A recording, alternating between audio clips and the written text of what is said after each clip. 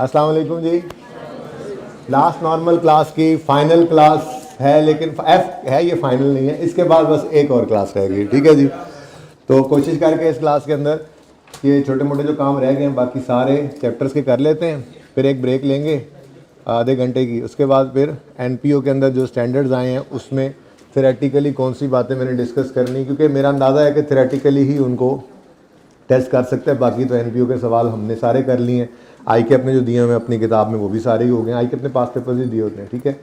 तो जहाँ तक अंदाज़ा है, वैसे नई चीज़ आए ना तो बंदा इतना श्योर भी नहीं होता, लेकिन जो अंदाज़ा है देखने से वो यही लगता है कि वो न्यूमेरिकली तो उसको अलग से कोई पॉइंट डाल दे तो शायद जितनी डिस्कशन होगी उससे यूज़ करके वो कर भी सकते हैं, वरना वो एमसीक्यूज़ के अंदर ही शायद इसको टेस्ट कर रहा हो।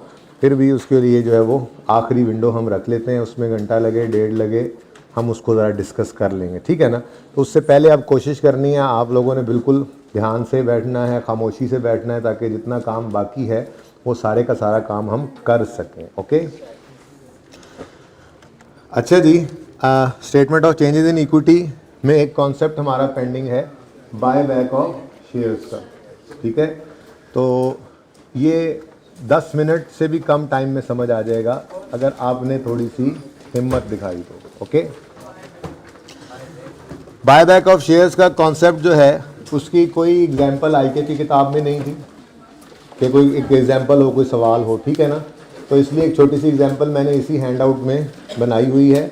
उस एग्जांपल से मैं आपको वो कॉन्सेप्ट समझा देता हूँ। आईके अपनी किताब में ना सिर्फ एंट्रीज कर दी हैं और उसके बाद एक फॉर्मेट बना के उसमें एक जो है वो माइनस करके शो कर दिया फिगर। बस कर देना यार अब बातों की। तो एक छोटी सी एग्जांपल से मैं आपको समझा देता हूँ। आसान कॉन्सेप्ट है, मुश्किल नहीं है। समझ आ जाए तो 5 मिनट, ना समझ आए तो 10 मिनट, इसलिए 5 मिनट की कोशिश करेंगे।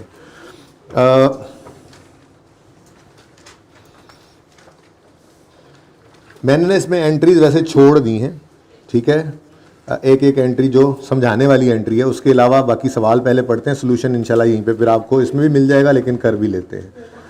अ कंपनी बाय बैक यानी परचेज, जिसको रीपरचेज भी कहते हैं, इट्स ओन 50,000 शेयर्स। कंपनी ने अपने ही शेयर्स, यार कंपनी अपने शेयर्स खरीदती क्यों है?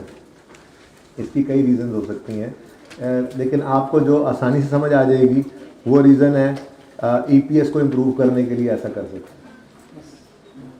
हैं। ईपीएस को इम्प्रूव करना चाहे कंपनी तो अपने ही शेयर होल्डर से खरीद लेती है। शेयर्स कम हो जाते हैं, नंबर ऑफ शेयर्स कम हो जाते हैं, अभी देखते हैं ना, नंबर ऑफ शेयर्स अपने शेयर्स खरीद के उन्हें कैंसिल कर देती है, ठीक है। जैसे शेयर कंसोलिडेशन के अंदर भी शेयर कम हो जाते हैं ना, तो बायबैक के अंदर भी शेयर्स कम हो जाते हैं। तो जब शेयर्स कम होते हैं तो डिनोमिनेटर कम हो जाता है, ईपीएस इंप्रूव हो जाती है। या एक और रीज़न भी आपको समझ आ सकती है, प्रोमोटर्स किसे कहते हैं?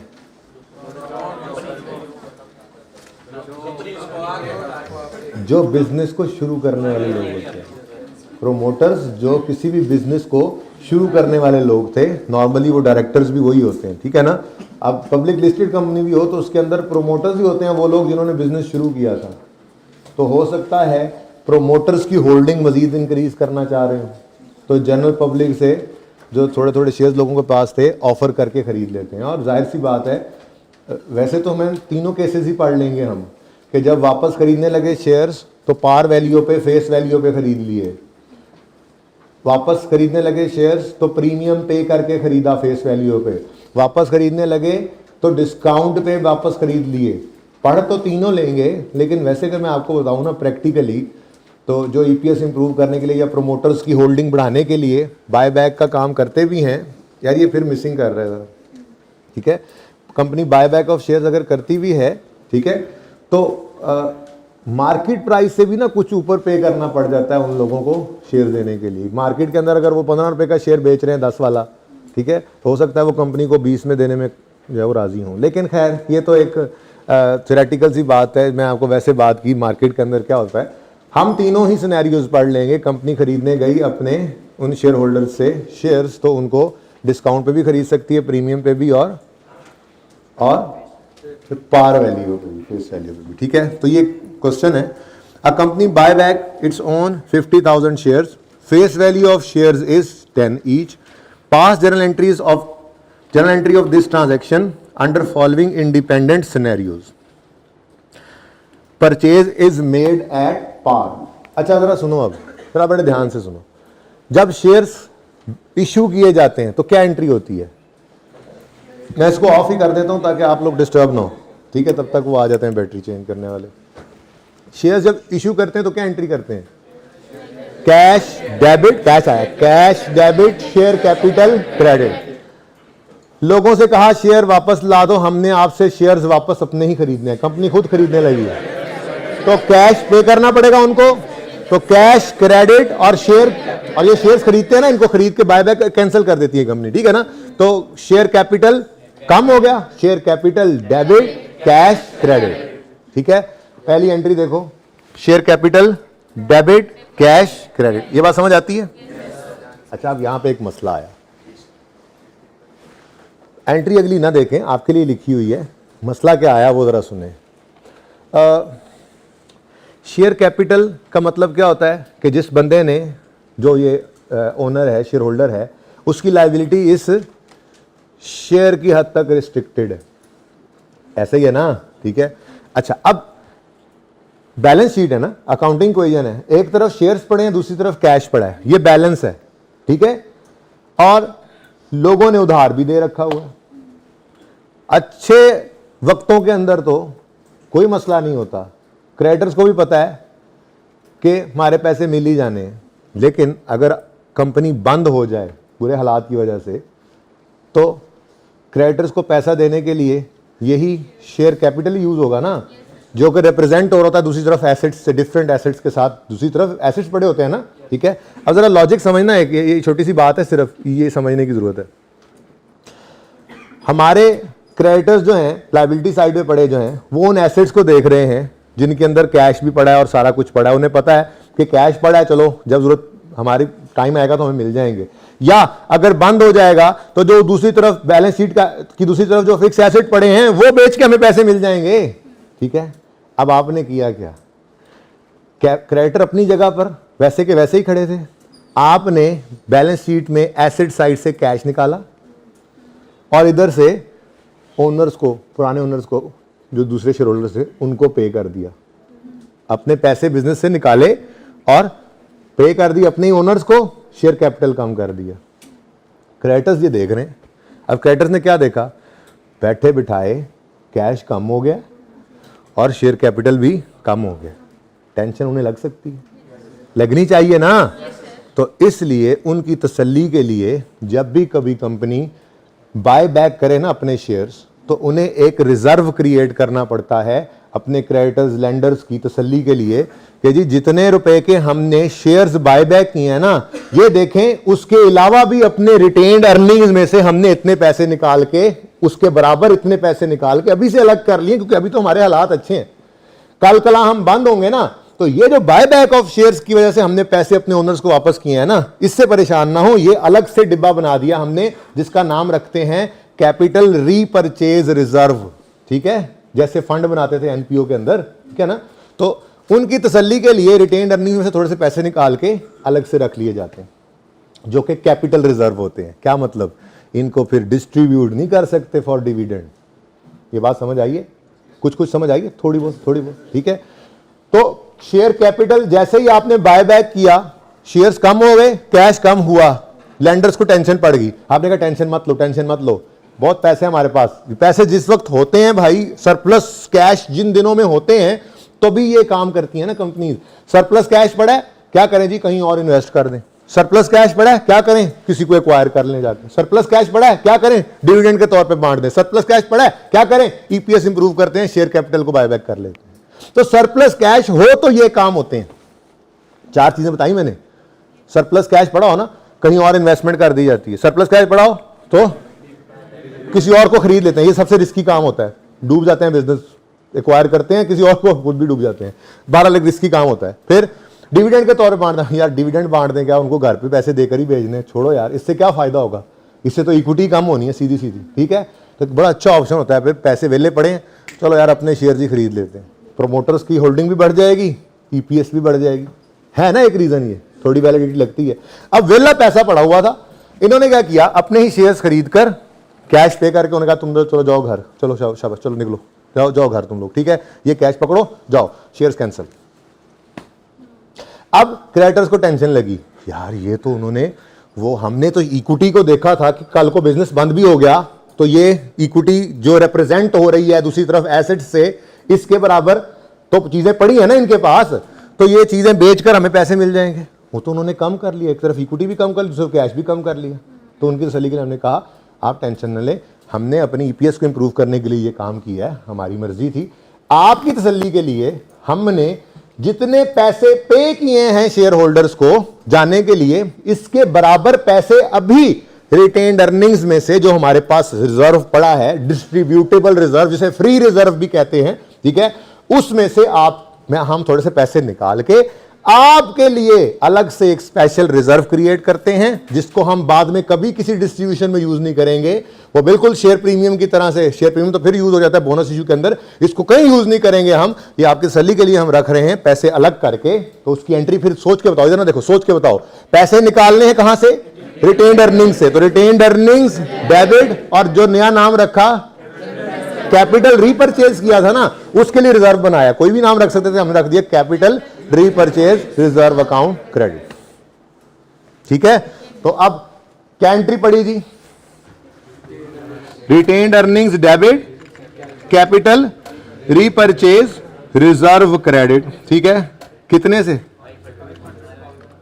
500।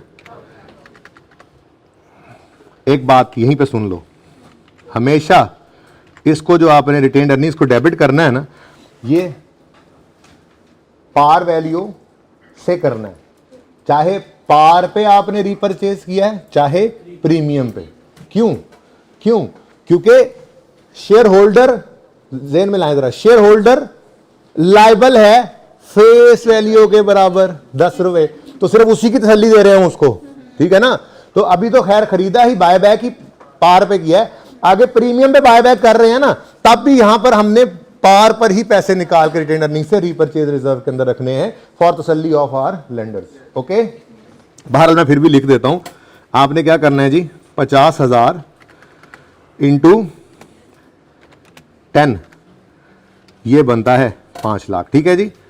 5 लाख आपने डेबिट किया और 5 लाख ही क्रेडिट कर दिया। अब ये थोड़ी देर पहले मैंने यहां पर, कहां पर वैसे मैंने बनाया था, वो एक मैंने अभी रिजर्व बनाए थे ना, किसका एमसीक्यू चल रहा था थोड़ी देर पहले, I-16 का एमसीक्यू था, यहीं कहीं होना है इसने, मैं जहां पर रिजर्व्स के वो बनाई थी, कौन से एमसीक्यू के साथ था, जरा याद करके बता दो, जरा हेल्प हो जाएगी। 43 एमसीक्यू था, ये मैं कहां चल पड़ा हूं फिर, ये क्या आंसर थे, एमसीक्यू 14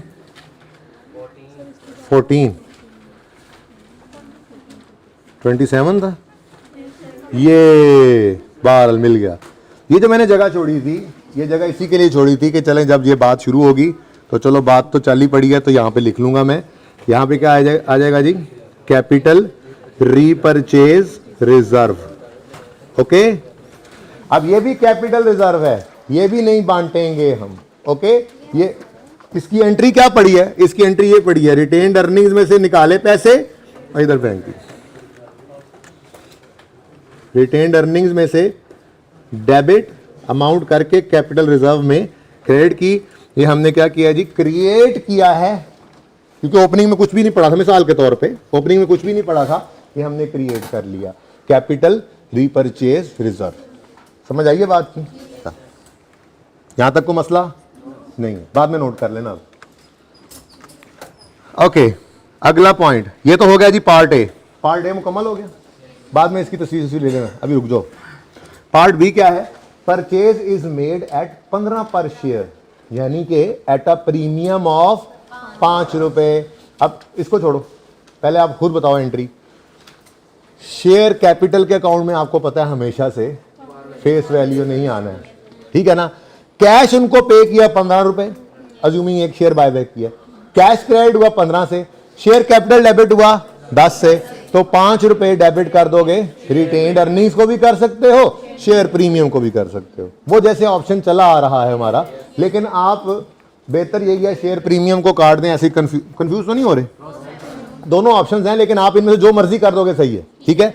अब एंट्री क्या बनी, बी पार्ट 50,000 शेयर थे ना, मैंने एक शेयर के साथ समझाया था, तो कैश क्रेडिट हुआ 7,50,000 से, शेयर कैपिटल डेबिट हुआ 5 लाख से, और रिटेन्ड अर्निंग्स डेबिट होगी 2,50,000 से।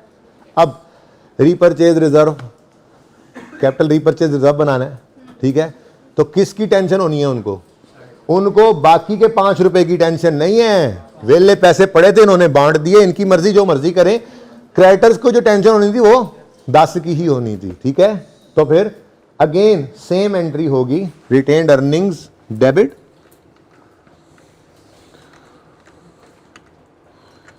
कितने से, अगेन पार वैल्यू से 50,000 इंटू 10 रुपए, और आगे दोबारा मैं नहीं लिख रहा, नीचे कैपिटल रीपरचेज में वही आना है, ठीक है ना। तो 500,000 और 500,000, ठीक हो गया जी, क्लियर है ये।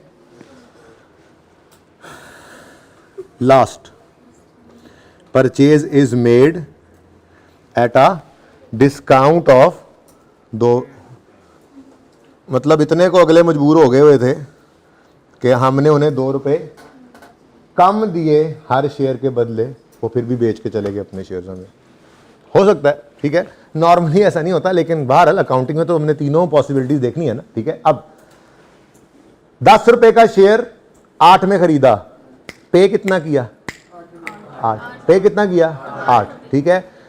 कैश क्रेडिट किया हमने 8 से, लेकिन शेयर कैपिटल, अब क्रेडिट साइड पे कुछ बैलेंस पड़ रहा है, वो क्रेडिट साइड का बैलेंस ऐसे जैसे इनकम होती है, फायदा ही हो गया ना, लेकिन मैंने फिलहाल इसको कैपिटल रीपरचेज रिजर्व के अंदर क्रेडिट कर दिया। अब क्यों क्रेडिट किया, इसकी वजह सुनो। जब भी कभी, बड़े ध्यान से सुनने वाली बात है, ये सबसे अहम बात है, मंसूर उठ जा बच्चे, जब भी कभी आपने डिस्काउंट पे रीपरचेज करने हैं ना शेयर्स, तो आईकेप ने भी किताब में लिखा हुआ है, ठीक है, कि आपने फिर कैपिटल रिजर्व फंड में पार वैल्यू नहीं फेंकनी, पार वैल्यू में से माइनस कर देना है डिस्काउंट को। क्या मतलब हमने रिजर्व फंड के अंदर 8 रुपए फेंकने, बोलो क्यों 8 फेंकने हैं, उसकी वजह हम पहले ही 2 रुपए रिजर्व फंड को क्रेडिट कर चुके हैं। रिजर्व फंड में जाना है ना, अब देखना जरा, पहले एंट्री देखना,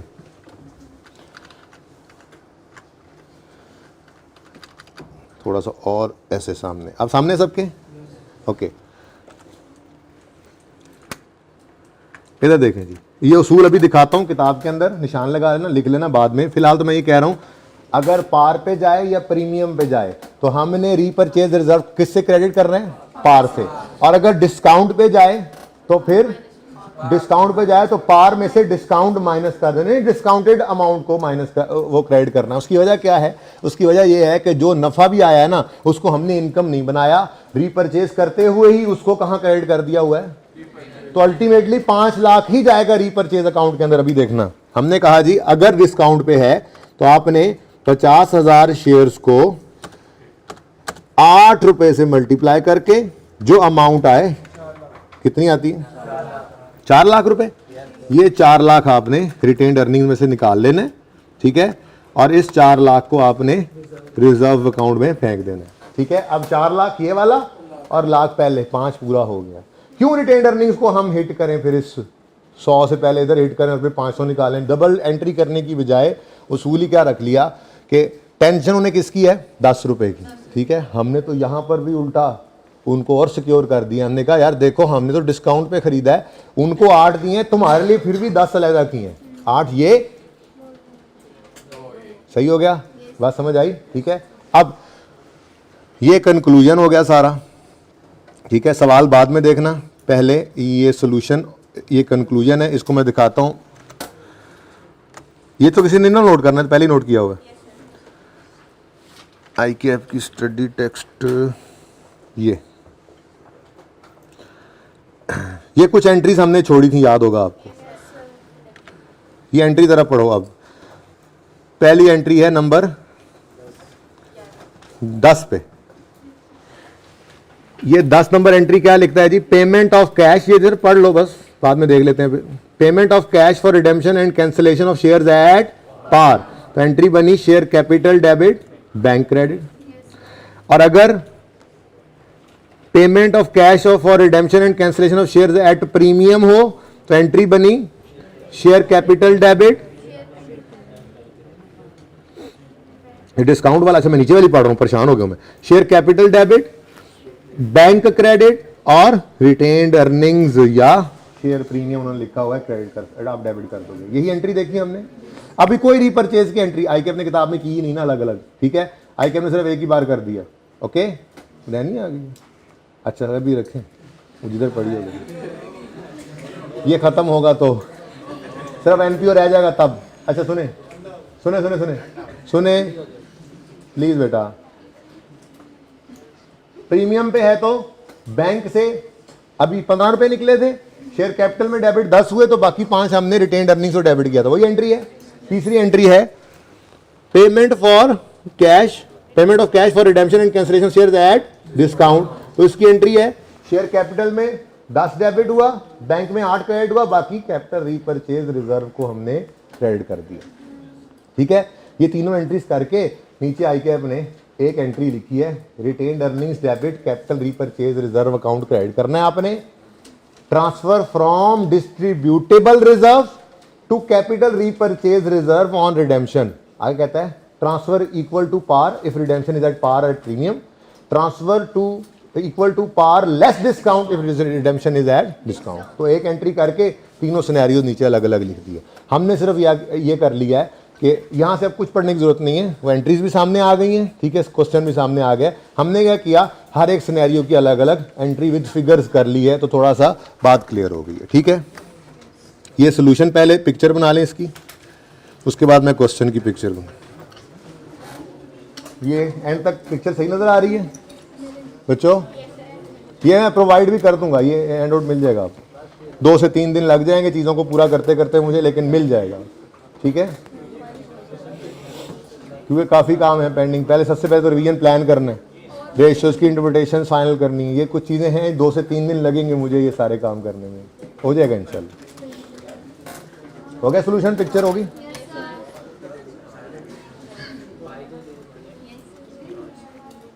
ओह सॉरी भाई, आप अभी बना रहे थे, सॉरी। डन बेटा, जल्दी कर लो, ज़्यादा देर लगा देते हैं आप लोग। ये जी क्वेश्चन है,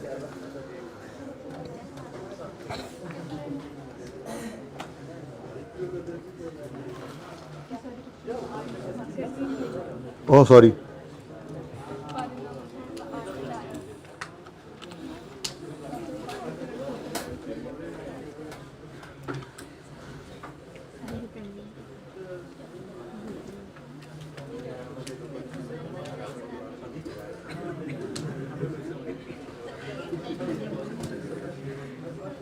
आप लोग क्यों हंस रहे हैं मुझे पता है।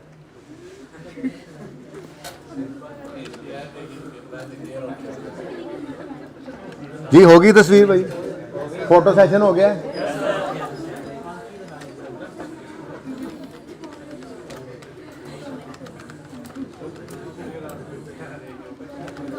वो मिल ही नहीं रहा, कहाँ गया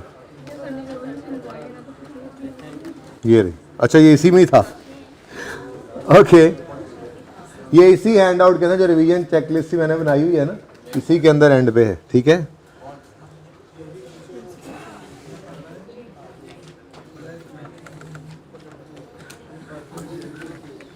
अच्छा जी 10 और 35 2 MCQs हैं, जल्दी से देख लेते हैं इनको। पता नहीं क्यों मैंने इनको निशान लगाया।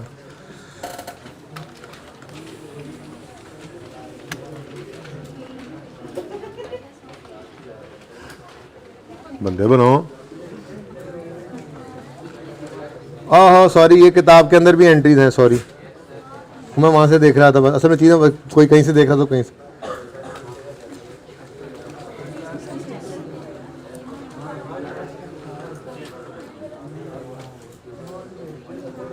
कौन कौन से लिखे हुए थे मैंने? 10:35।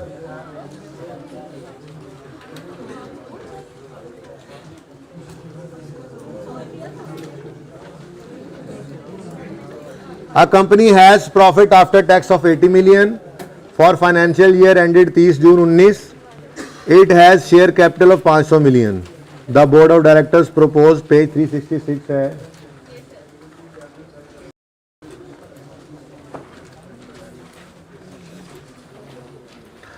पहुंच गए सब? प्रॉफिट है जी 80 मिलियन का, फाइनेंशियल ईयर एंड है 30 जून 19, शेयर कैपिटल है 500 million. The board of directors proposed a final dividend 10% just after the year and for the year and 30 जून 19. कौन सा डिविडेंड है ये? Final of 19. कब पे होगा? 20 में. ठीक है. अब आगे कहता है how this dividend shall be presented in the financial statement for the year 30 June 19. 8 million deduct कर दे रिटेन अर्निंग में से. नो 19 वाले रिटेन अर्निंग में नहीं हो सकता. 30 जून 19 की बात कर रहा है वो. अच्छा 50 मिलियन डिडक्ट कर दे रिटेन अर्निंग से. अच्छा 50 मिलियन डिडक्ट करते हैं प्रॉफिट से एज अ फाइनेंस कॉस्ट.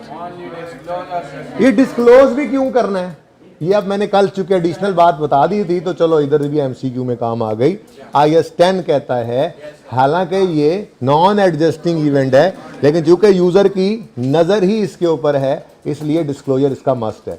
तो इसको रट्टे के तौर पे याद कर लो क्योंकि स्टैंडर्ड तो आपने भी पढ़ा नहीं हो, FAR 2 में पढ़ना है. ठीक है ना. तो एमसीक्यू क्योंकि ICAP ने डाला हुआ था तो चलो ये बात हो गई. डिविडेंड चाहे 19 का पे 20 में होना है उसको डिस्क्लोज करना होता है 19 में. कोई लिस्टेड फाइनेंशियल स्टेटमेंट डाउनलोड करो ना, एक मिनट. ठीक है. वो लिस्टेड फाइनेंशियल स्टेटमेंट जब डाउनलोड करोगे तो उसके अंदर आपको कहीं ना कहीं एक लाइन पड़ी हुई जरूर मिलेगी इस साल का फाइनल डिविडेंड प्रपोज ये है. फिर वो 3-4 महीने के बाद ईयर एंड के AGM जो हो रही होती है उसमें जो शेयर होल्डर्स आके उसको फिर अप्रूव करते हैं जो उससे ऊपर नहीं जा सकते. जी मंसूर बोले. वो अभी छोड़े हुए थे सारे हो गए. ऑथराइज शेयर कैपिटल जो मैक्सिमम आप ले सकते हैं इशू कर सकते हैं. इशूड जो आपने ऑफर लगाया, सब्सक्राइब जो लोगों ने लिए, पेड अप जिसके पैसे भी आ गए. कुछ नहीं है, सादा सादा बातें पढ़ लो. असल रिडेम्पशन यही थी, ये रिडेम्पशन ही थी अंकल. रिडेम्पशन ही असल मसला था. ठीक है. स्टिल मैंने आपको ये कहा है बच्चों फिर भी आप लोगों के कोई चीज़ निकल आती है पेपर से पहले मैं इंशाल्लाह आप लोगों को अवेलेबल ही रहूँगा किसी न किसी तरह से. ठीक है. मैं आप लोगों के साथ किसी न किसी तरह कम्युनिकेट भी करता ही रहूँगा. टेंशन नहीं लेनी आप लोगों ने. होपफुली जरूरत नहीं पड़ी. जितना किया वही कर लो, बड़ी गल. ठीक है. अच्छा ये डी ऑप्शन था.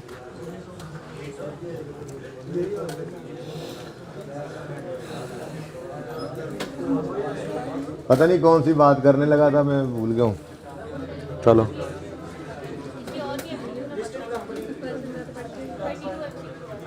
अच्छा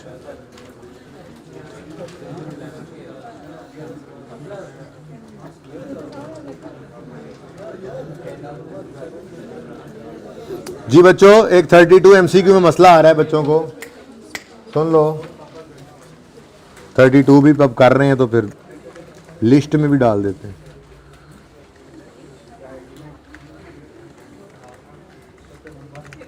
(32) और 35. अच्छा जी 32 में क्या मसला है बेटा? वो कहता है gigantic limited opening retained earnings balance was 150. Retained earnings opening कितनी है?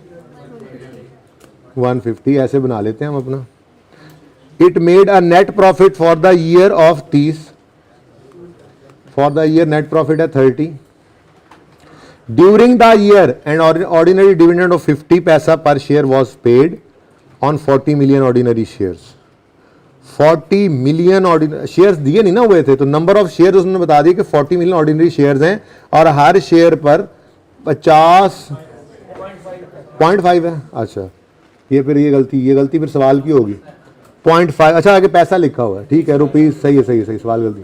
₹50 पैसा यानी कि 0.5 रुपीज पर शेयर. अच्छा what was the retained profit for the year ended 31 March 2020. अच्छा ये इसी मंथ के एंड पे आ गया है ना. ये क्या कर रहा है इस सवाल के अंदर? नहीं. फॉर द ईयर 31 मार्च है. ये ओपनिंग है 1 अप्रैल 2020 और क्लोजिंग आना है 31 मार्च 2021. ठीक है. अच्छा ये फिगर उसने कही है, निकाल दो। अब डिविडेंड में माइनस होना होता है। During the year ordinary dividend pay हुआ है, सवाल खामोश। तो ड्यूरिंग द ईयर पे हुआ है ना, पे हुआ है तो मतलब इंटरिम होगा। वो कब कह रहे हैं अनाउंस हुआ है कि आप शक में पड़े कि ये जी अनाउंस्ड है तो फिर पता नहीं ये फाइनल है। वो कह रहे हैं पे हो गया, तो ड्यूरिंग द ईयर तो इंटरिम पे होता है ना, ठीक है। तो डिविडेंड 40 मिलियन शेयर्स हैं, ये सारी फिगर मिलियंस में है ना, गुड। और हर एक शेयर पर 0.5 रुपी, तो 20 मिलियन का डिविडेंड बट गया, तो 160 आंसर था इसका। बी ऑप्शन यही है। मसला क्या था बेटा? अच्छा मैंने कौन सा कहा था? सोल्यूशन में मसला है। सोल्यूशन तुम्हें देखना है, तुम खुद कुछ करना है।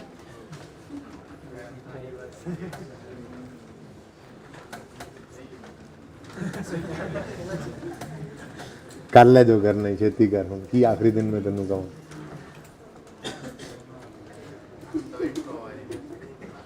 हम तो इंट्रो वाले हैं, अब कोई इंट्रो वाला नहीं है।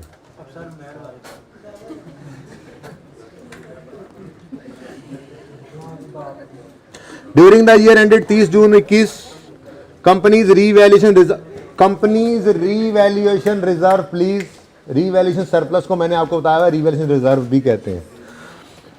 Increased from 300 to 380।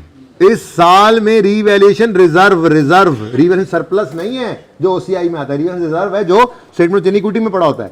वो कह रहा है ये 300 से बढ़कर 380 पे चला गया, इसका मतलब रीवैल्यूएशन सरप्लस आया है जो इन ओसीआई से प्रेजेंट होकर इधर आता है, ठीक है, यानी जो फॉर द ईयर एंडेड होता है, और वो कितना है 80। अच्छा जी, result of property revaluation at the start of financial year the company's property had been valued at 810, assuming no property was disposed, which of the following statement is true? The property's revalued amount was 890। हाँ land है ना, ऐसे कोई MCQ भी आ सकते हैं ना आसान से। मैंने कहा भाई लैंड डेफिसिट तो होना नहीं है। स्टार्ट ऑफ द ईयर अगर 810 था और इस साल रीवैल्यूएशन सरप्लस 80 से बड़ा है, तो इसका मतलब 890 पे प्रॉपर्टी पहुंच गई है। प्रॉपर्टी रीवैल्यूड अमाउंट वाज नहीं प्रॉपर्टी नहीं चेक कर लो, अगला कोई भी सही नहीं है, तो ये ऑप्शन वाज द, पता नहीं मुझे रात को लग रहा था सुबह ये मुश्किल है। चलें सही हो गया जी। Okay now IAS 23। हाँ जी, if question is silent, suspension को नॉन रूटीन कहते हैं। तुमने रजिस्टर में ढूंढा था मंसूर, ढूंढा ही ना, इसीलिए जितने बच्चों ने ढूंढा तो सबको लिखा हुआ मिला, सबको लिखा हुआ मिल गया। अच्छा जिनको नहीं मिला, जिनको लग रहा नहीं लिखा हुआ, तो उनके लिए ये बात दोबारा ऐलान की जाती है कि लिख लें, उसको लिख लें जो ड्यूरिंग द सेशन लिखवाया था, 2-3 बार बल्कि ये बात होगी इत्तेफाक से। चलें 12 लिखें। If question is silent then assume the suspension as non routine, यानी उसको कंसिडर करना है, एंट्री करवाना चाह रहा होता है। बोलो मत आपस में, बोलो मत, कुछ चीज देर हो रही है, देर हो जाएगी, बोलो मत, लिखो बस, बोलो मत, लिखो बस। इफ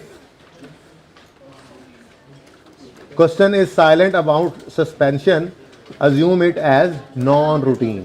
और नॉन रूटीन का आपको पता है कि उसको हमने कंसिडर करना है। If question is silent about suspension, IAS 23 की बात कर, IAS 23 पे आ गए हम, then assume it as non routine. ये अब लिख लूं मैं अभी।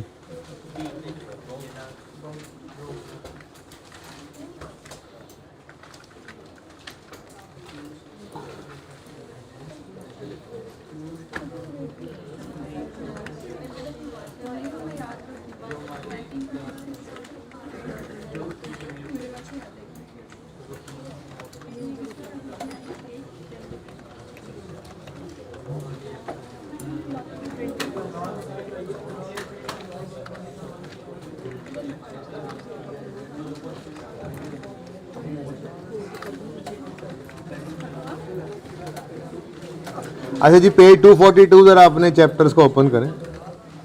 वैसे ये बात भी एक आधी क्लास में हुई है, सब में हुई है नहीं मुझे नहीं पता। पेज 240।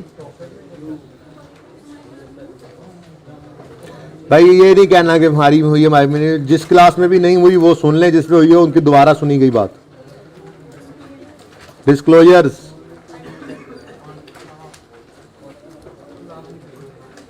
कौन सा पेज है?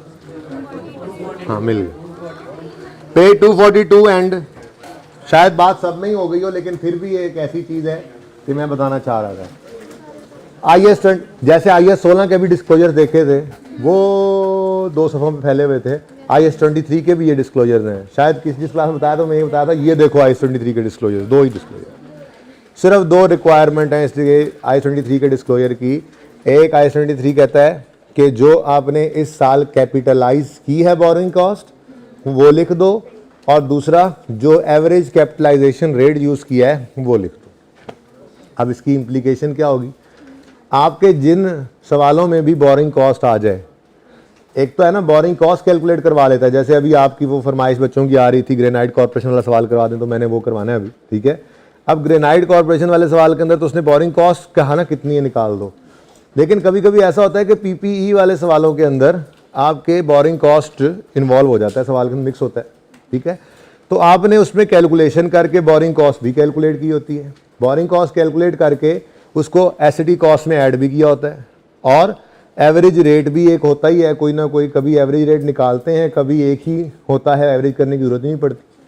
तो आप PPE का नोट बना रहे हैं, बोरिंग कॉस्ट आ गया है, तो आपने जस्ट सब नोट्स के अंदर एक लाइन इसकी भी लिख देनी है, जो कैलकुलेशन ऑलरेडी कर रखी होगी आप यूँ लिख देंगे कि borrowing cost capitalized in the year amounted to इतने रुपए, वो जितना ऐड किया होगा आपने वर्किंग में आपके ऐड हुआ पड़ा होगा सामने, ठीक है, एंड कैपिटलाइजेशन रेट वाज इतने %। किसी क्वेश्चन में ना देख लें, IAS 16 के किसी एक सवाल के अंदर ये काम किया भी था हमने। अब वो सवाल कौन सा है ये ज़रा मुझे अब देखना पड़ेगा, मुझे याद पड़ रहा है वैसे थोड़ा थोड़ा। असेसमेंट वाला सवाल भी इधर से ही होना है, टेंशन न लो, मैंने यहीं से कोई सवाल डाला था। हाँ क्वेश्चन 14 तो इतना सारा है भाई। अच्छा ये ICAP एग्जाम्पल चल रही है।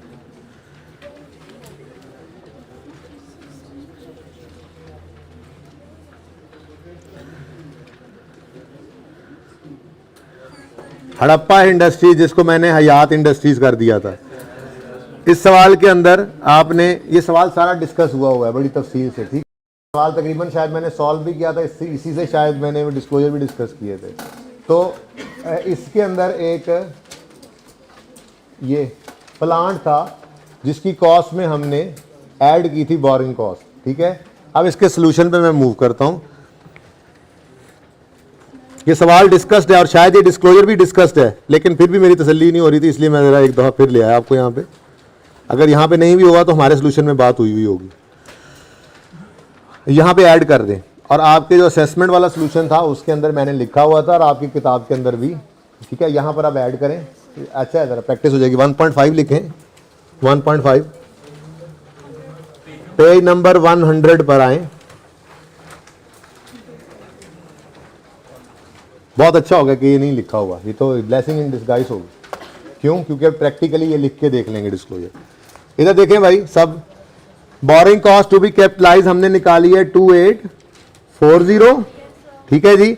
और इसको हम उठाकर ले गए कॉस्ट ऑफ प्लांट के अंदर, हमने जाके 2840 को ऐड कर दिया, ठीक है। अच्छा, ये 2840 निकालने के लिए ये सब काम किए हुए हैं आपने, ठीक है। 2840 निकालने के लिए आपने जो रेट इस्तेमाल किया वो रेट था 12%, ठीक है। अब आप अपने वो 1 पॉइंट कौन सा बोला है 5 के अंदर ये बातें, दोनों बातें लिखें।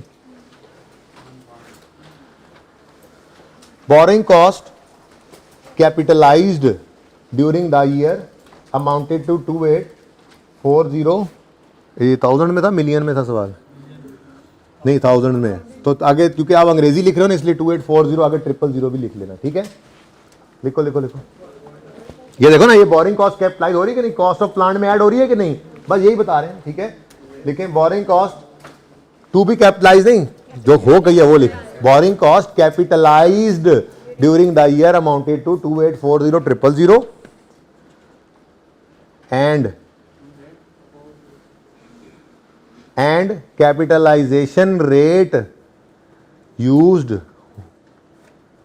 and the capitalization rate of 12% is used, बस ऐसे लिख लो, and the capitalization rate of 12% is used. ठीक है जी, ये रिक्वायरमेंट है IS 23 की, लिख के बता दो, समझ आ गई। बाकी इंटरेस्ट हो तो वैसे ही interest expense profit and loss के अंदर नजर आ रहा था। ओके चलो, अच्छा जी,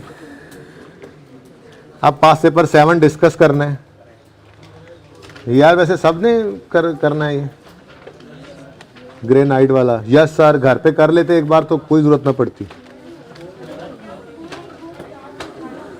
अच्छा, कोई एमसीक्यू मुझे भी नजर नहीं आया, इसके एमसीक्यूज तकरीबन डिस्कस हो ही गए थे जिस जमाने में हम शुरू में ना जरा कम काम करते थे, थोड़ा पढ़ते थे, एमसीक्यूज भी डिस्कस कर लिए थे साथ साथ। फिर भी कोई एमसीक्यू प्रॉब्लमेटिक निकले बाद में भी पूछ सकते हैं, कोई मसला नहीं, ठीक है।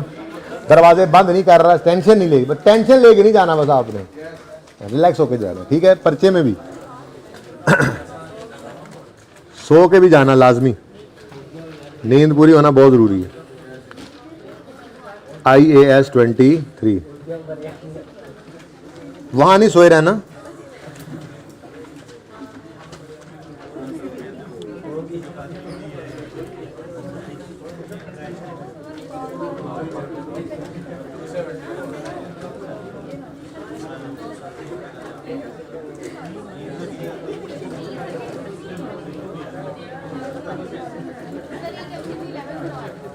क्या वो भी करवा देता हूँ। अब इस तरफ आ जाए, पहले अब ये कर लेना।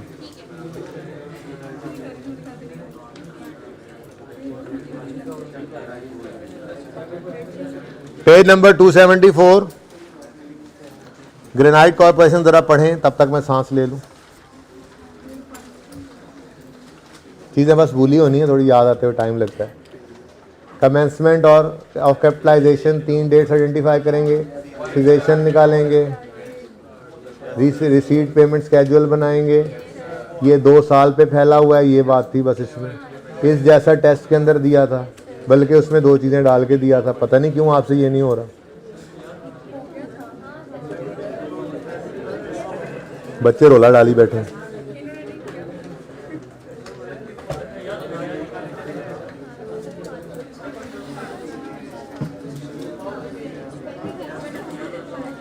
अच्छा सुने, इसका एक हल है मेरे पास।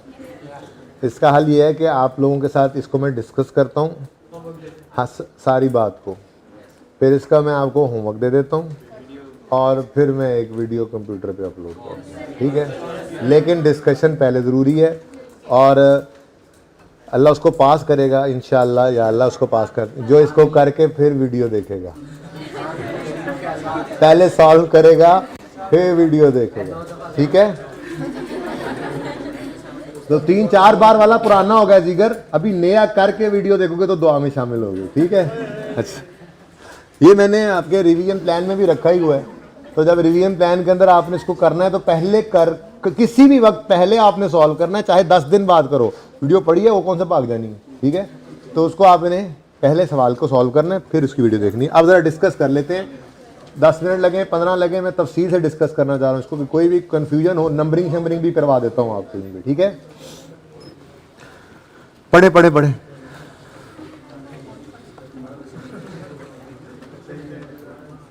ये सवाल जरा पढ़े, मैं 1 मिनट है। हाँ चुप यार, क्या मसला है। नहीं पॉज है।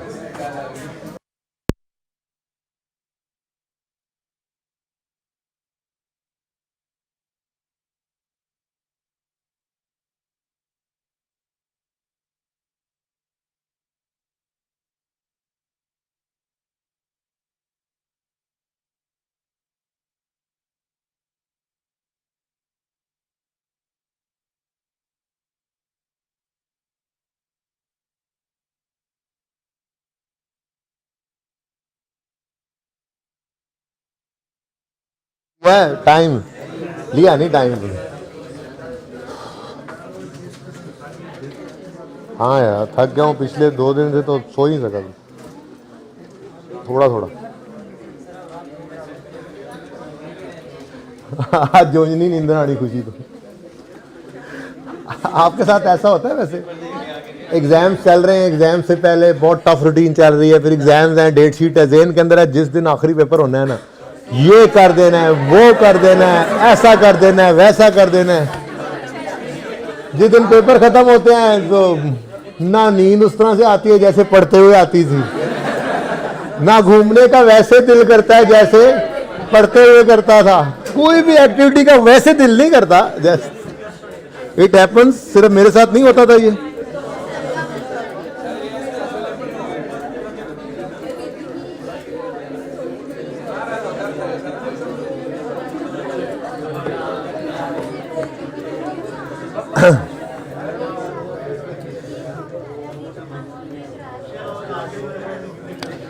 ऑन यकम मार्च 10 granite corporation started construction of a new plant. वैसे पता कोई नहीं, बातों बातों में करा भी दूं। हाँ सर करा दें तो वो कह रहे हैं ना कि जिन्होंने खुद ना कुछ करने की कसम उठाई हुई थी कि यार चलो करवा देंगे हैं। मैंने डिस्कस किया था, लेकिन चलें कोई बात नहीं, मैं फिर एक छोटी सी वीडियो बना दूंगा, कोई मसला नहीं है। 10 मिनट 15 मिनट में अगर डिस्कशन अभी हो जाती है ना तो फिर होपफुली मैं 10-15 मिनट के अंदर चलें सॉल्व भी सामने ही कर दूंगा, आधा घंटा लग जाए कोई बात नहीं, ठीक है। लेकिन आप लोगों ने पहले करना है, बात डिस्कस करते हैं। ऑन यकम मार्च 10 granite corporation started construction of a new plant to meet the growing demand for its products. The new plant was completed at a cost of 100 million on 31 मई 11। यकम मार्च 10 को ये शुरू हुआ, 31 मई 11 को ये खत्म हुआ। ओहो, हमारा ईयर एंड हो जाता है 30 जून 10 पे। अब ये यकम मार्च 10 को शुरू हुआ तो 30 जून 10 तक 3 महीने नहीं, यकम मार्च, हाँ मार्च अप्रैल मई जून 4 महीने पहले साल में काम चलता रहा और काम नहीं रुका। दूसरे साल भी काम कंटिन्यू हुआ और दूसरे साल भी कहीं 10-11 महीने चलता रहा है। 30 जून 10 एंड 11 और वो 31 मई 11 तक गया। तो बेसिकली ये 11 महीने दूसरे साल में और 4 महीने कितने, 15 महीने चला ये कंस्ट्रक्शन। कितना अर्सा चली? 15 महीने। अब इस सवाल की सबसे टेक्निकल बात ही यही थी कि इस सवाल में 2 साल पे, और उसने दोनों मांग भी लिए थे ना साल।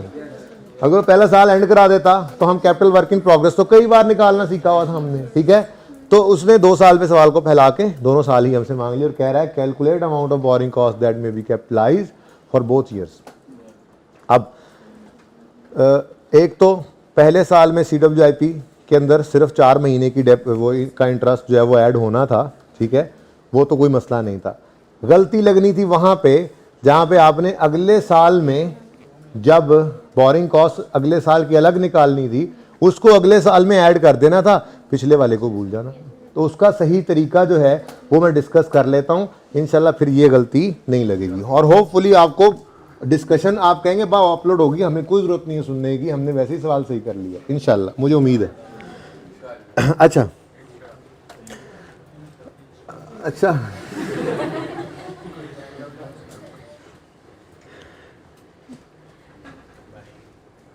यकम, अच्छा जी काम शुरू कर लेते हैं। वर्किंग से भी पहले हम करते थे वो कमेंसमेंट ऑफ कैपिटलाइजेशन।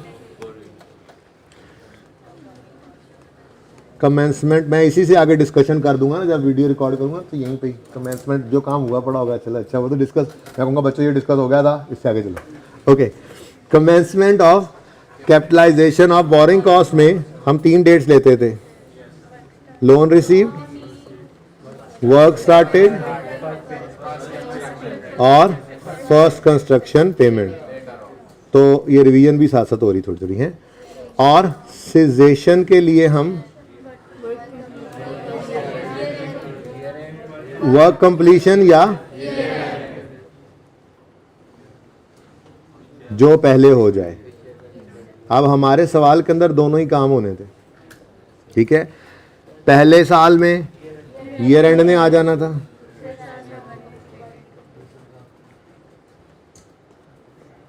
बल्कि यहाँ नहीं, यहाँ लिख लें 30 जून 10, ठीक है। और अगला साल ईयर एंड से पहले ही 31 मई 11 पे वर्क कंप्लीशन हो जाएगी, ठीक है। अच्छा चलो, लेकिन ये रूल होता किसके लिए था, कुछ याद है? For specific loan, rule for specific loan. General loan के लिए क्या रूल होता था, कुछ याद है? उसमें हम ये वाला काम तो देखते थे, ये रेंट पहले आ जाए तो वहां पे रोक देते थे कैपिटलाइजेशन। तुम्हारा टाइम निकल रहा है, घड़ी दे, एसी ऊपर, अच्छा चलाना है, अच्छा बंद कर जी। जनरल लोन के अंदर हम रोकने के लिए तो ये डेट देखते थे, लेकिन स्टार्टिंग ये रूल नहीं होता था, स्टार्टिंग में डेट ऑफ पेमेंट होती थी हमारे लिए रेलेवेंट, ठीक है। अच्छा चलो अब आगे देखते हैं। वो कहता है 100 मिलियन पे वो कंप्लीट हुआ और नीचे पेमेंट्स भी 100 मिलियन की ही आ रही हैं। अगर आप देखें तो 25, 65 और 10 टोटल 100 मिलियन है, ओके। अच्छा आगे कहता है GC financed the cost of project from following sources. Number 1, a 7-year loan of 70 was obtained specifically for construction, ठीक है, ये स्पेसिफिक लोन है। Number 2, also has a running finance facility, general loan, और surplus funds are, equity नहीं है, और यार फायदा क्या फिर। चलो, surplus funds are invested, investment भी है, लेकिन ये इन्वेस्टमेंट वाला 8% सिर्फ स्पेसिफिक लोन पे एप्लीकेबल है। सारी बातें याद हैं? अच्छा पता नहीं क्यों इस सवाल आपसे नहीं हो, चले बहरहाल कोई नहीं, हो जाता है कभी कभी। स्पेसिफिक लोन के लिए लोन रिसीव किस दिन हो रहा है? यकम मार्च को, ओके, यकम मार्च 2010 या 9? 10, यकम मार्च 2010। उसके बाद वर्क स्टार्टेड, द वर्क ऊपर लिखा तो हुआ था कहीं, द ऑन यकम मार्च 10, ये भी सेम ही है। अच्छा तीनों सेम है, चलो ठीक है, यकम मार्च 10। और पहली कंस्ट्रक्शन पेमेंट भी किस दिन हो रही है? यकम मार्च 10 पे। तो फिर हमारी कमेंसमेंट डेट तो यकम मार्च 10 ही होगी ना।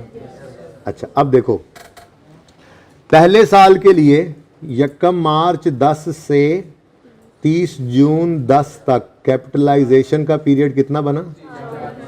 मार्च, अप्रैल, मई, जून, भाई उंगलियों पे गिन लिया करो, इतने टार्जन ना बना करो।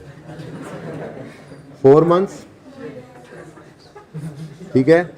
और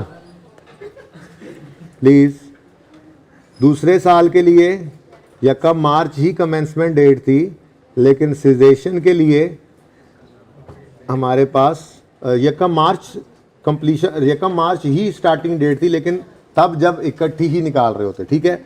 अब जब यहां से चले आ रहे थे तो इसमें बीच में एक ईयर एंड पड़ा, ठीक है। ये इस ईयर एंड ने कहा कि इससे पहले वाली बोरिंग कॉस्ट तो भाई ऑलरेडी कैपिटलाइज हो चुकी हुई है, बस ये मत करना कि उसको भूल जाओ, कैरी फॉरवर्ड जरूर कर लेना उसको, ठीक है। तो इसका मतलब ये हुआ कि 4 महीनों की कैपिटलाइजेशन हो चुकी थी, ठीक है। तो इसलिए स्टार्टिंग पॉइंट हमारा ये बन गया, ठीक है। ओह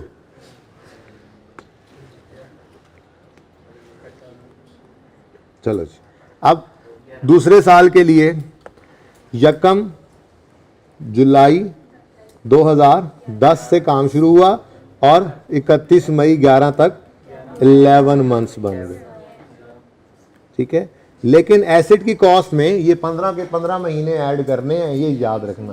तो पहले साल में जब कैपिटल वर्क इन प्रोग्रेस निकलेगा ना, क्लोजिंग, मेरा मशवरा यही है कि उसको एज इट इज उठाकर ओपनिंग लिख लेना, अगले साल की बोरिंग कॉस्ट वैसे ही अलग होगी, सिर्फ वो ऐड कर देना, अल्लाह अल्लाह खैर से, ठीक है। चलो अच्छा ये पता लग गया हमें। जनरल लोन शुक्र है एक है, ठीक है। Running finance facility general loan है और उसके ऊपर इंटरेस्ट रेट 14% है, इसलिए इसको हमें नेट करने की जरूरत, इसको एवरेज करने की जरूरत नहीं पड़ेगी। चलो अब रिसीट पेमेंट स्केड्यूल बना करता था, उसके लिए नंबरिंग होती थी, तो वो नंबरिंग आपको करवा देता हूं, मसला तो बस उसी में हो सकता था। नंबरिंग हम कर लेते हैं, रेड कलर से कर लेते हैं। हाँ भाई, तैयार है सब? सबसे पहला काम, कोई भी रिसीट या पेमेंट कौन सा हो रहा है? यकम मार्च को, यकम मार्च को तो लोन भी आ रहा है 1। यकम मार्च को फर्स्ट पेमेंट भी हो रही है 1। कुछ और जी? कहाँ है? कहीं लिखे हुए थे? ओ सॉरी यार, वो पूरा पढ़ा नहीं ना। 7 year loan of 70 was of paid specific construction of loan and a markup of, ये तो उसके ऊपर रेट आ गया ना इंटरेस्ट एक्सपेंस का, payable semi annually and arrangement fee. बिल्कुल, ये लोन प्रोसेसिंग चार्जेस वाली जगह पे बोरिंग कॉस्ट में आना है, पहले साल में आना है, दूसरे साल में नहीं। ठीक है। अच्छा, इसका फॉर्मेट पता क्या होगा? इसका फॉर्मेट कुछ इस तरह से होगा, आपने यूं लिखना है, borrowing cost to be capitalized for the year ended 30 June 2010। ये क्या 110? ठीक है, ये अलग से। और ऐसे ही साथ एक और, borrowing cost to be capitalized for the year ended 30 June 2011। Format वही है, लोन, मुझे क्यों लग रहा है सवाल हो जाना ऐसे, loan processing charges, second interest expense on specific loan less. अच्छा, रीपेमेंट तो नहीं, किस्त तो कोई नहीं है बैंक की, लोन की किस्त तो कोई नहीं है, 2 इंस्टॉलमेंट हैं। तो पता नहीं पहले साल में भी कोई ना आ जाए, 2 को लाइनें छोड़ देते हैं इसके लिए, ऐसे ही पता नहीं कितनी चीज आ जाए। लेस इन्वेस्टमेंट इनकम, इंसान बन जाओ यार। उसके बाद इंटरेस्ट एक्सपेंस ऑन जनरल। ठीक है। अच्छा, इधर आ जाएगा जनाब हमारे पास पहले साल का टोटल,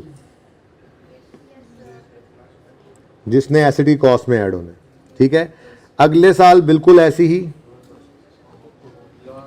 फॉर्मेट तो यही है ना, वर्किंग तो ऐसी होती थी, लोन प्रोसेसिंग चार्जेस, लेकिन इधर कुछ भी नहीं आएगा, क्योंकि पिछले साल में लोन प्रोसेसिंग चार्जेस जो हैं वो हम ऐड कर चुके होंगे। लोन पे एक बार ही लोन प्रोसेसिंग चार्जेस आने थे, तो पिछले साल के अंदर लोन प्रोसेसिंग चार्जेस होंगे, इधर नहीं होंगे। ठीक है। अच्छा, उसके बाद बाकी काम बिल्कुल वैसे ही, इंटरेस्ट एक्सपेंस ऑन, मैंने कहा फॉर्मेट तो बना देना, उम्मीद है फिर डिस्कशन की शायद ज़रूरत पड़ेगी ना। लेस इन्वेस्टमेंट इनकम, और number 3 interest expense on general loan. ठीक है। इस साल का भी ऐसे ही टोटल आ जाएगा।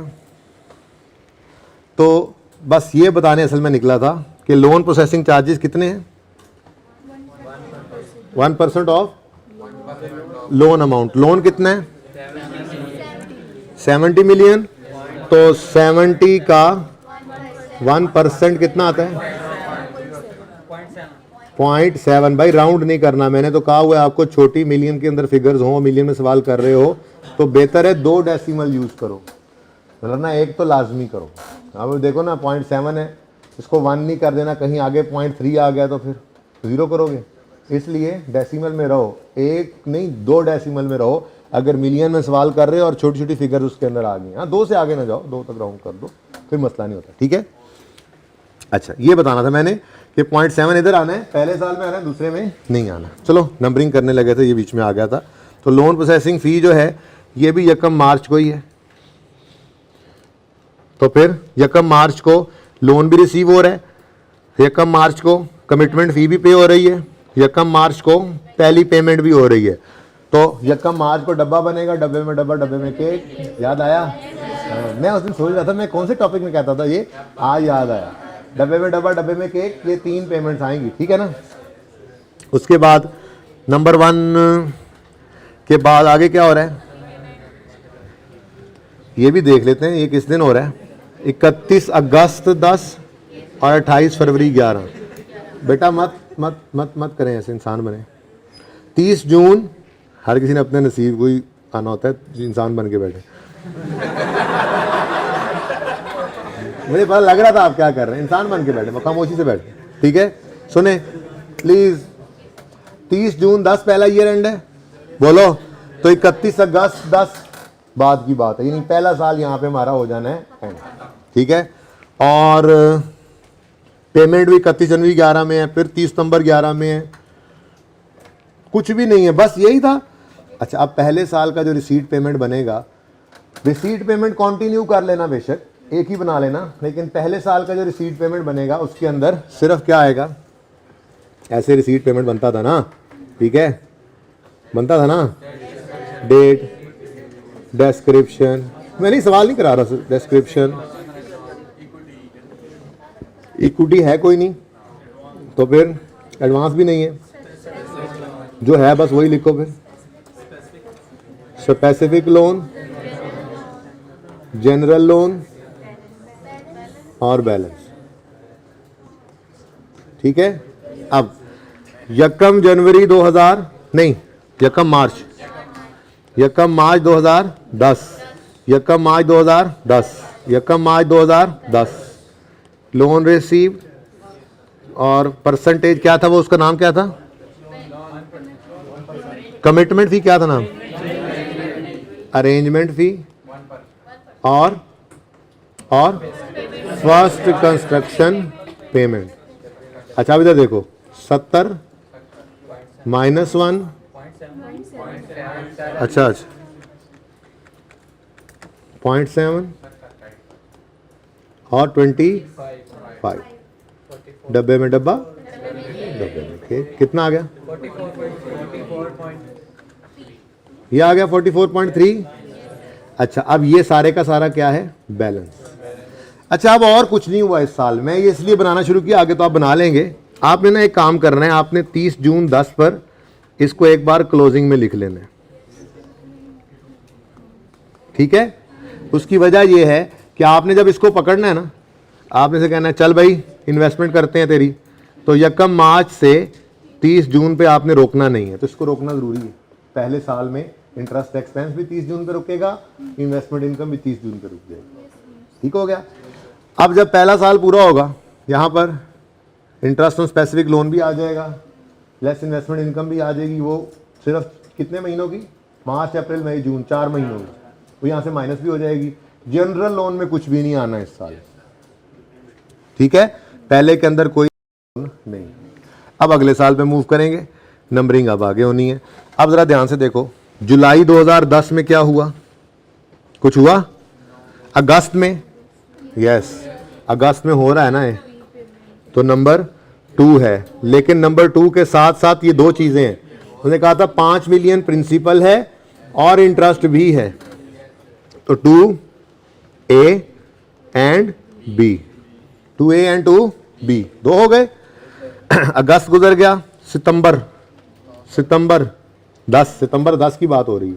सितंबर में कुछ है, अक्टूबर में, नवंबर में, दिसंबर में, जनवरी में, नंबर 3 ये है, फिर फरवरी में, यस 4A है और 4B है, ठीक है। फिर मार्च में कुछ है, कुछ मार्च में, अप्रैल में, मई में, जून में, वाला सितंबर में होता रहे, हमें इससे क्या। रिसीट पेमेंट में इसको नहीं लेना, लेकिन CWIP में इसको लेना है। अच्छा, CWIP पहले बनेगा ना, वो बिल्डिंग कंप्लीट हो रही है ना, 31 मई को जो बिल्डिंग बनेगी, पैसे नहीं दिए तो क्या हुआ, ये कॉस्ट के अंदर शामिल करना था, याद आ रही है बातें। अब construction work was suspended from यकम February to 28 February due to delay in shipment, non routine.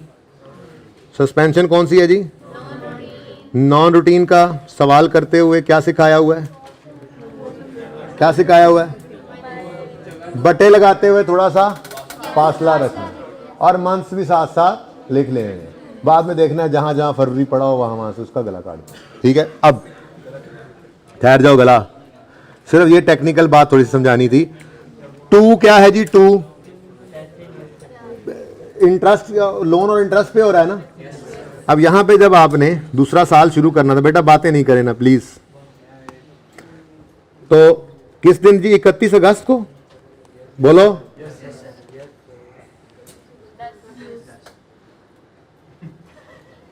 31 अगस्त 2010।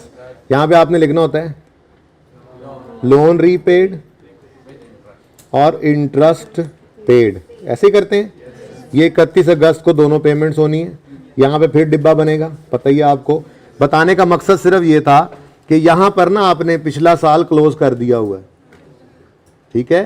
तो फिर अब इसको दोबारा ना यहां पे ओपनिंग ना भी लिखे तब भी खैर है, क्लोज इसलिए करवाया था कि अब जब आपने इस 43 का 44 का इंटरेस्ट वो इन्वेस्टमेंट इनकम निकालनी है, तो उस इन्वेस्टमेंट इनकम को आपने 1 जुलाई से 31 अगस्त तक, जुलाई और अगस्त 2 महीने अगले साल यानी इस वर्किंग के अंदर लेकर आना। इसलिए मैंने वो लाइन लगवाई और इसलिए मैंने रिसीट पेमेंट बनवाया। ये टेक्निकल बात थी दूसरी, ठीक है। अच्छा, अब ये काम यहां से तो हो जाएगा। अब एक और आखिरी चीज रह गई, इसी सवाल को ना मैं कंप्लीट कर दूंगा, जस्ट ये करूंगा ताकि रिकॉर्डिंग भी छोटी रहे, ठीक है ना। एक और काम क्या होना है जी, पहले साल में cost of capital work in progress होगी, जिसमें कंस्ट्रक्शन पेमेंट्स आएंगी, ठीक है, और बोरोइंग कॉस्ट, बस जो है वही लिख लेते हैं, बोरोइंग कॉस्ट कैपिटलाइज, ठीक है। अब कंस्ट्रक्शन पेमेंट्स के अंदर ये पहले वाली सिर्फ आएगी, उसके बाद तो कुछ है नहीं। कुछ है जी? और कोई कमिटमेंट फी और कुछ है ही नहीं, तो ये 25 आएगा और बोरिंग कॉस्ट यहां से इधर कैपिटलाइज हो जाएगी। अब ये वाली अमाउंट जो है ना, ये उठाकर अगले साल के अंदर ले जाना, जब आप कॉस्ट ऑफ प्लांट या CWIP निकाल कर प्लांट करना है, जो भी हो आपने CWIP पहले यहां पर ये वाली फिगर लिख लेनी है ताकि गलती ना लगे, ठीक है। ये लिखेंगे तो पिछले साल तक की बोरिंग कॉस्ट इधर ऐड हो गई, ठीक है। अब आगे आपने क्या करना है, अब आगे जब आपने कंस्ट्रक्शन पेमेंट्स लेनी है, पेमेंट्स की बजाय हम यहाँ क्या लिखा करते थे, कंस्ट्रक्शन कॉस्ट लिखा करते थे, ज़्यादा अच्छा लफ्ज़ लिखा करते थे कंस्ट्रक्शन कॉस्ट, ताकि वो पेमेंट कैसे कंफ्यूज ना हो, याद है ना। वो वक्त भी आ गया कंफ्यूज होने का आज। अच्छा, कंस्ट्रक्शन कॉस्ट, तो कंस्ट्रक्शन कॉस्ट अब आप जब लेंगे तो आप 65 और 10 ये दोनों ऐड करेंगे, 25 को नहीं लेना, क्योंकि 25 ऑलरेडी जो हम ये फिगर उठाकर लाए हैं पिछले साल में उससे पड़ा होगा। तो कौन सा अगला, 65 और 10, ठीक है। ये कितना आ गया? उसके बाद इस साल की बोरिंग कॉस्ट अलग से निकलेगी, मैंने पहले ही ब्रेक लगा दिया, देखो यहां पर। तो इंटरेस्ट एक्सपेंस भी इससे आगे निकल रहा होगा, इन्वेस्टमेंट इनकम भी इससे आगे, तो बोरिंग कॉस्ट बिल्कुल अलग थलग यहां पर निकलेगी। जनरल लोन वगैरह भी हुआ तो वो भी आ जाएगा और ये ऐड होकर फिर हमारे पास कॉस्ट ऑफ प्लांट आ जाएगी। लेकिन ये रिक्वायर्ड नहीं था। रिक्वायर्ड क्या है? Calculate amount of borrowing cost that may B capital है, नहीं है, ठीक है। तो इसके आगे एडिशनल रिक्वायरमेंट ऐड करें। होमवर्क जो कर रहे हैं आप, कुछ तो आप भी करें ना, ताकि कॉन्सेप्ट तो पूरा क्लियर हो। ये वाली चीज़ ना रिक्वायर्ड नहीं थी, ठीक है। And cost of asset, calculate borrowing cost and cost of asset, ठीक है ना, दोनों साल पे। ओके, ठीक है बच्चों, हो जाएगा अब इंशाल्लाह। किसकी पिक्चर लेनी है फिर तुमने?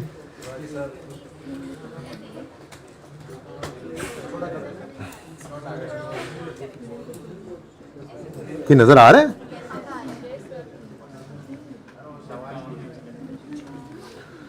मैं तो कहता हूं अलग अलग तस्वीर बना लो। अब वैसे ये सवाल हो जाना चाहिए, फिर भी मैं को 5-10 मिनट की अगर कोई याद रह गया मुझे तो अब मैं रिलैक्स हो गया, तो याद रहा तो कर दूं, क्योंकि मुझे पता है कि अब तो हो ही जाना चाहिए। फॉर्मेट बन गया सारा, फिगर्स ही लिखनी थी बस, मैंने इसलिए लिखी कि जरा आपकी प्यास बाकी रहे और आप इस सवाल को अटेम्प्ट कर लें, दैट्स इट। अच्छा जी,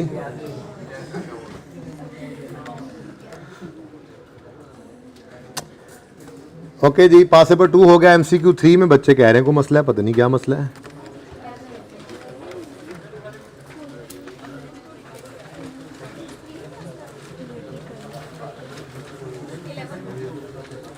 थ्री में नहीं था, 3 में मुझे होना मसला था, 3 है ही नहीं। फिर 11 कैसे?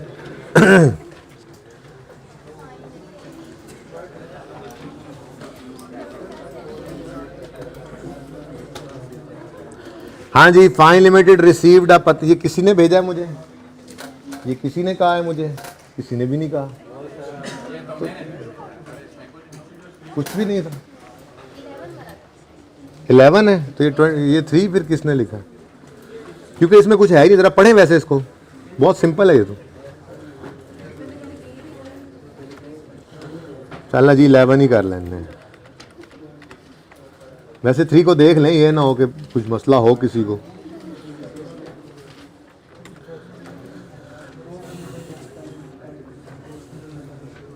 Which of the following is not a condition to commence capitalization of borrowing cost? अभी 3 कंडीशंस लिखी हैं हमने कैपिटलाइजेशन की।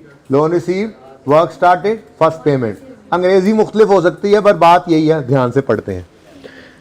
एक्सपेंडिचर आर बीइंग इनकर्ड, ये तो फर्स्ट कंस्ट्रक्शन पेमेंट में आ गया। Borrowing cost are being incurred, बिल्कुल ये लोन रिसीव। देखो बोरिंग कॉस्ट का मतलब क्या होता है? बोरिंग कॉस्ट कैपिटलाइज की बात नहीं कर रहा, बोरिंग कॉस्ट का मतलब क्या होता है? Interest expense. वो कब से इनकर होना शुरू हो जाता है? जिस दिन बैंक लोन देता है। तो बैंक ने जिस दिन लोन देना है उस दिन से इंटरेस्ट एक्रू होना शुरू हो जाता है, उस दिन से ऑनवर्ड इंटरेस्ट पे होता है। ऐसा ही है, जिस दिन बैंक ने लोन दिया उससे ऑनवर्ड जितने दिन वो पैसा इस्तेमाल करना है बिजनेस ने, बैंक को उसके ऊपर इंटरेस्ट देना पड़ेगा। तो इसका मतलब ये borrowing cost are being incurred तो आ गया लोन रिसीव्ड वाले टाइम पॉइंट में तकरीबन। Repayment of borrowing has commenced, नहीं रीपेमेंट तो इस कैपिटलाइजेशन कमेंसमेंट के अंदर नहीं आता था। लोन रिसीव ये सेकंड पॉइंट में आ रहा है, और कंस्ट्रक्शन फर्स्ट कंस्ट्रक्शन पेमेंट ये एक्सपेंडिचर आर बीइंग इनकर्ड में आ रहा है। Activities to produce asset for intended use और सेल हैव कमेंस्ड, हाँ ये वही कंस्ट्रक्शन स्टार्टेड। ये क्या है जी? वो जो हमने लिखा था फर्स्ट कंस्ट्रक्शन पेमेंट, यही लिखा था ना हमने इसको। उसके बाद borrowing cost are being incurred, ये लोन रिसीव्ड होगा, तो लोन रिसीव ना हो तो बोरिंग कॉस्ट इनकर नहीं होती, ठीक है। और कंस्ट्रक्शन यानी वर्क स्टार्टेड, हाँ ये चीज हमने कोई नहीं पढ़ी थी कि किसी ने लिखा बोरिंग कॉस्ट उस दिन से आपने शुरू करनी है, कैपिटलाइज करनी जिस दिन आप पहली किस्त लोन की पे कर दें, ठीक है। तो which of the following is not a condition? C is not a condition. और जी और सेकंड एमसीक्यू,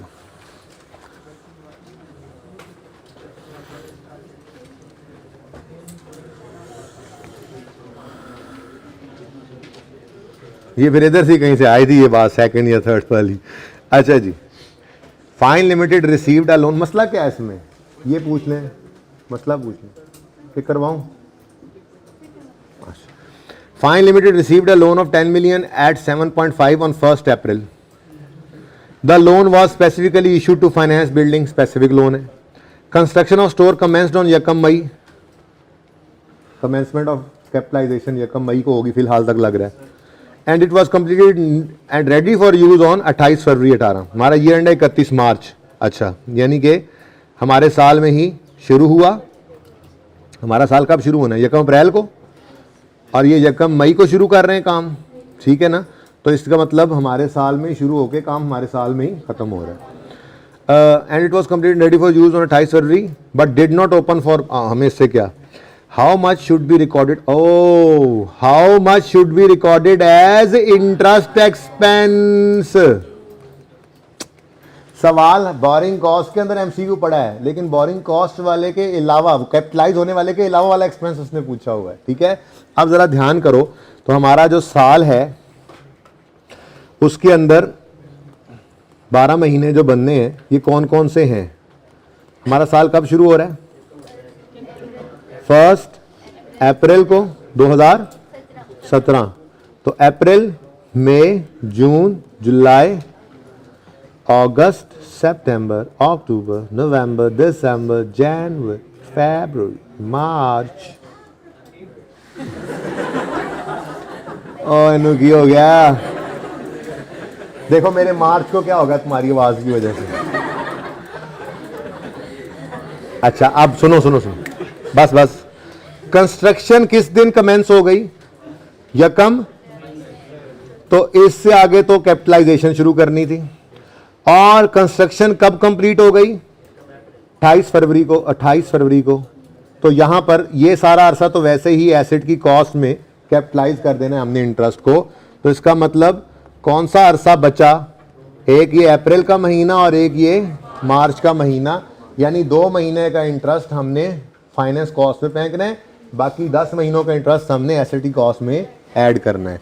तो सवाल में उसने रिक्वायर यही किया हुआ था कि कितना हमने फाइनेंस कॉस्ट में फेंकना है प्रॉफिट एंड लॉस अकाउंट के अंदर फॉर द ईयर 31 मार्च 18। तो लोन कितनी अमाउंट का है? किधर गया? ये 10 मिलियन लोन है। 10 मिलियन इंटू 7.5% ये एनुअल हो गया, ठीक है जी, इंटू आंसर इज यार ऊपर 10 लिखा और नीचे 125, 0.125 बोलो बस फिर, ठीक है, वरना ऊपर भी 10 मिलियन लो, यही आंसर है।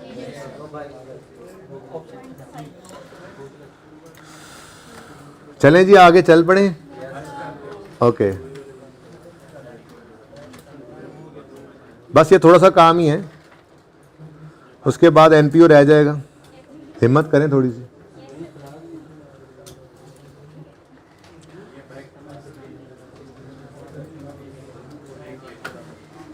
चलें जी, एग्जाम्पल 6 पार्ट ए बच्चे ने एक पूछा हुआ है, जिनके जिम्मे लगाया था ना उनमें से बच्चों ने फिर क्वेश्चन भी पूछे हैं। तो अगर किसी को नहीं भी अगर वो क्वेश्चन है जहन में तो कोई बात नहीं है, सुन लें।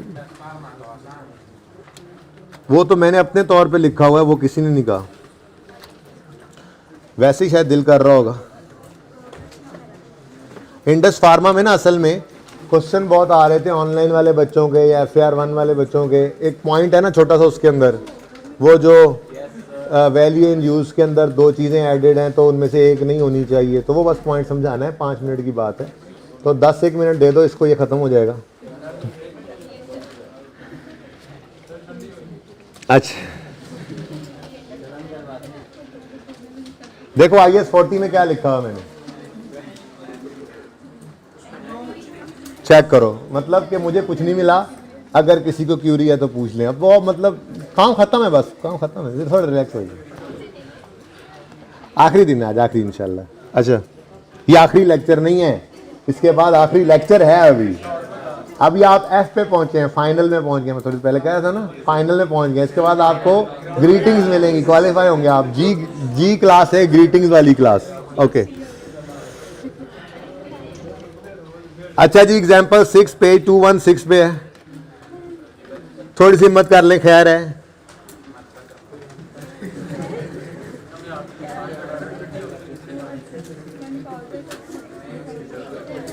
अच्छा चले एक काम कर लें,